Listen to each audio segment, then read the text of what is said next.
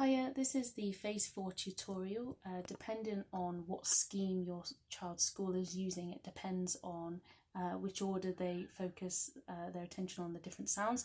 So this is Phase 4, which is clusters, consonant clusters, and basically this isn't really new learning. This is consolidating the learning they have from Phase 2 and Phase 3 about all those sounds that they've learnt already and putting them together to almost like help them with speed reading. So for example, if they see a s and a t, they can just say st. They don't need to sit there and sound out every single little sound. As you know, with digraphs already, that's 2 letters, 1 sound. So that's 2 graphemes to make 1 sound anyway.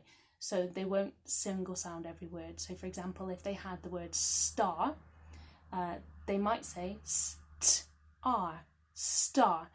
I wouldn't expect them to say st-a-r because that does not make star. Okay, so by this point, they have understood that already. They have understood those single sounds from Phase 2, and they've started to put together those digraphs from Phase 3, and by now they will be reading words like that anyway. So this bit is to enable them to read quicker. So if I start and I'll sound them out, and they are going to sound completely crazy. This isn't my favourite phase, to be honest. It is one that we almost teach quite quickly, sort of alongside other learning anyway, as they get more confident with their reading. It depends on the school, but personally that's how I've done it. It's always been something that as they've got more confident as a class, as a cohort, then you sort of introduce these things in warm-ups. It wouldn't be an entire focus for me, because they can make all these sounds already. This is just there for speed reading. And lots of children just naturally start doing this anyway. When they see these sounds, they won't even necessarily verbalise them anymore. They might just be able to do it in their head and work out the word without even telling you. But I'll go through them anyway because it is important to know, and if your school really focuses on them, then you'll want to know what they are, I'm sure. As I say, they sound a bit weird, but here goes.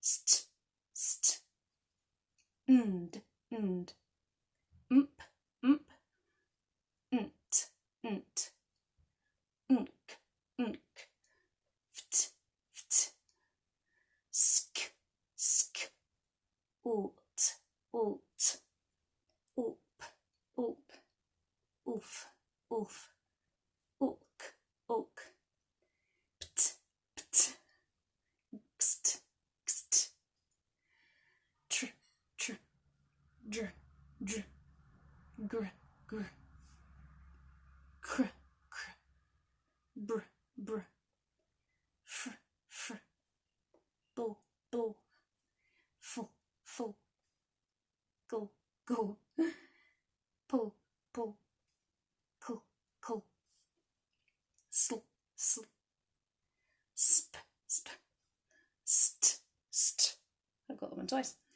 Tw, tw, sm, sm, pr, pr, sk, sk, sk, sk, sn, sn, unk, unk, skr, skr, thr, thr, str, str.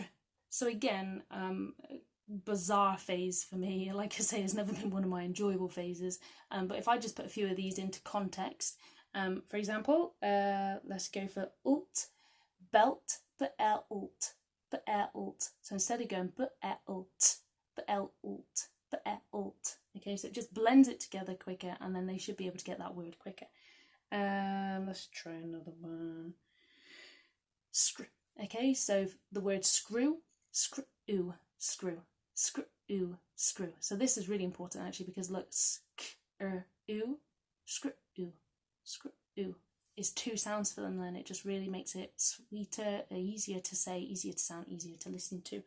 But again, this is a phase that, if it's not taught explicitly, they pick it up anyway because they know all of these single sounds. This is just to help them become even quicker with their reading. I hope that's been helpful. I always think Phase 4 sounds like a completely random language, but I really hope that sounds helpful to you, and I'm going to get on with the Phase 5 video next.